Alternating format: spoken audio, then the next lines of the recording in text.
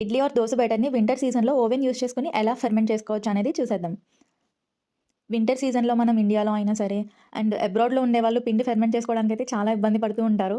Already నేను ఆ phase నుండే వచ్చాను కాబట్టి ఈ టిప్ యూజ్ చేస్తాను. ఫస్ట్ అయితే ఒక 5 మినిట్స్ 250 డిగ్రీస్ వరకు ఓవెన్‌ని ప్రీహీట్ చేసుకోవాలి.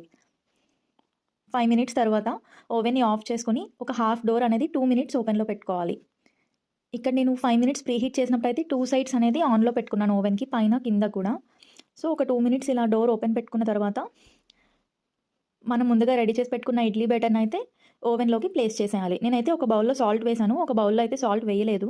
ఒక 2 డేస్ వరకు స్టోర్ చేసుకోవచ్చు కాబట్టి, ఇది రేపటి ఇడ్లీ కోసం ఒక బౌల్‌లో అయితే సాల్ట్ వేసి పెట్టాను. తర్వాత డోర్ క్లోజ్ చేసుకొని లైట్ మాత్రం ఓవర్‌నైట్ అంతా మనం లైట్ ఆన్‌లోనే ఉంచాలి. చూసారు కదా! ఓవర్‌నైట్ అంతా ఇలా ఉంచేస్తే ఒక 8 అవర్స్ తర్వాత పిండి ఎంత బాగా ఫెర్మెంట్ అయిందో, ఇడ్లీ అయితే చాలా చాలా సాఫ్ట్‌గా వస్తాయి.